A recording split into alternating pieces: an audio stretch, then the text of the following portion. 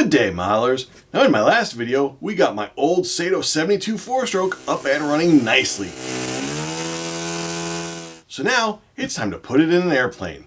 As I was thinking about what plane to get, I realized that in over 30 years of flying RC planes, I've never had a 4-stroke powered warbird. The closest I've had is my Elder here, which this is much more of a trainer than an actual warbird. So that's what we're going to build. Now I quickly narrowed it down to 2 airplanes, and both Nexa and Phoenix offer a version of those. Now normally I would go with the Phoenix, hands down. I'm a big fan of their airplanes, but they were both out of stock. So we're going to give Nexa one last chance. Now if you've seen my review on the Piper Tri-Pacer by Nexa, you know that I am not a fan. That plane had serious issues. But I was able to look up the instruction manuals for these 2 planes online, and they don't seem to have any of the same issues, and the build quality looks really good. So I'm giving Nexa one last chance, but if I run into any issues with this plane like I did with the Piper, I'll be done with Nexa. Now in the box here we have the Focke Wulf 190, which is the plane I ended up going with, and the other plane I was looking at was a Zero, and the choice really came down to with how the engines are mounted.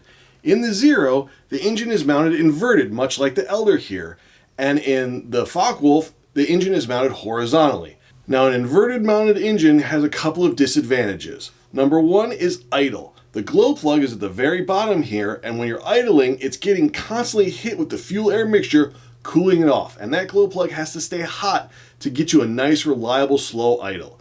Second is the exhaust. On an inverted mounted engine, the exhaust comes out of the side, and you get a big mess along the side of your airplane, and especially on the wing. When the engine is mounted horizontally, you can pipe the exhaust directly down, keeping the mess to the bottom of the airplane. And considering nitro fuels are 20% oil, anything that helps reduce the mess is a big plus. So that's why I went with the Focke Wulf over the Zero. But both are legendary planes from World War II, and I would have been happy with either. So, with that being said, let's open up the box and take a look. So first, let's get the Elder out of the way.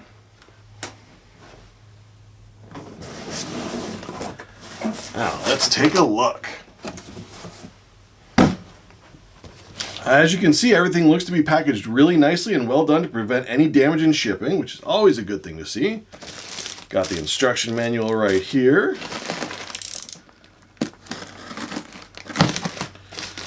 Get this paper out of the way.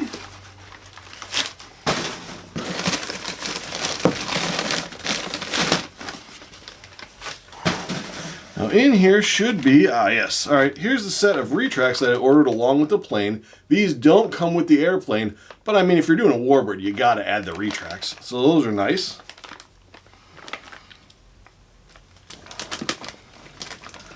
Looks like we got geared doors here and a couple other plastic pieces. Let's take a look at the cowl next. That out.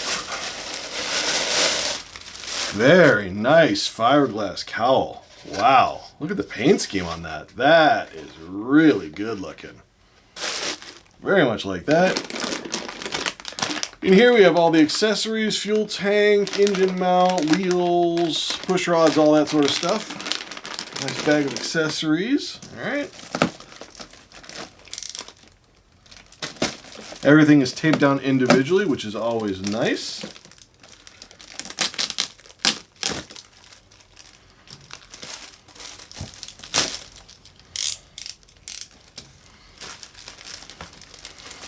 Okay, let's pull the vertical stab out of here with the rudder. Very good. One of the things I don't like about Nexa planes is they use that stick-on covering that you can't shrink back in. It looks like they actually have real covering, shrink covering on the rudder, but the vertical fin is definitely that stick-on stuff that I'm not a big fan of. That's all right. Looks beautiful.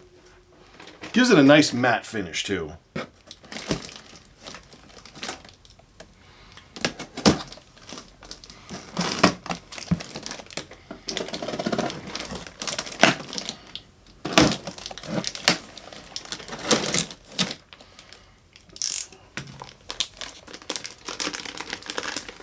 Okay, let's take a look at the horizontal stabilizer.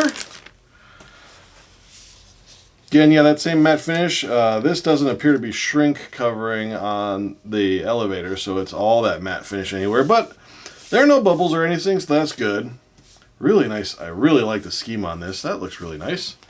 Everything seems to be in shape.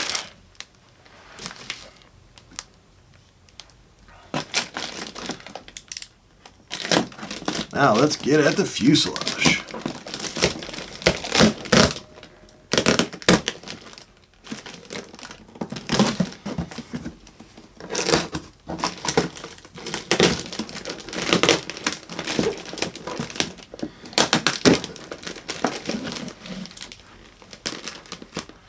I know sometimes you want to rush through this, but always take your time unwrapping the airplane and make sure you don't cut anything while you're doing it.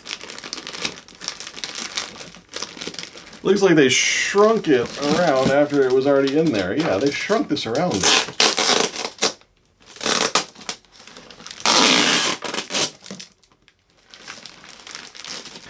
Well, we won't be able to put this back in the bag.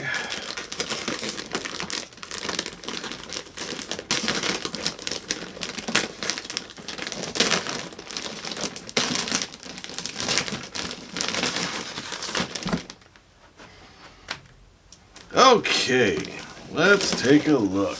Wow, that is gorgeous. Look at that, just beautiful. Looks like there's a battery tray free floating in there, no problem at all.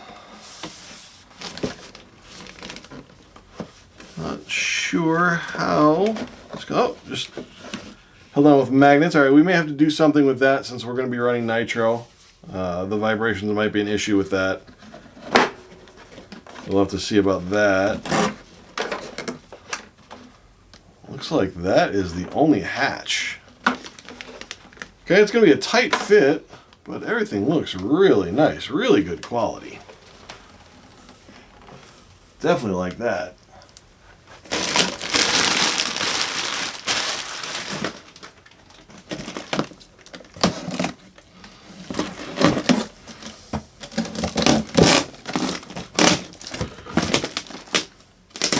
Which means the last thing in here should be the wings. And there they are.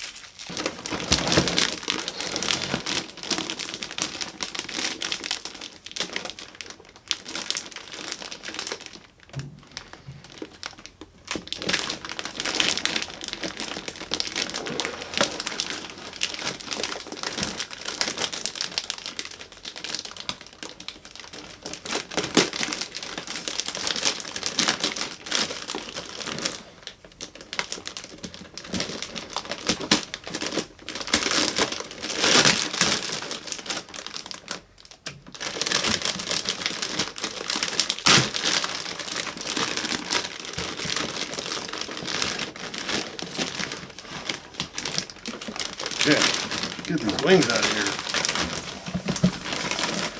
One thing Nexa does that I absolutely love is the weathering they do on their covering. Look at that.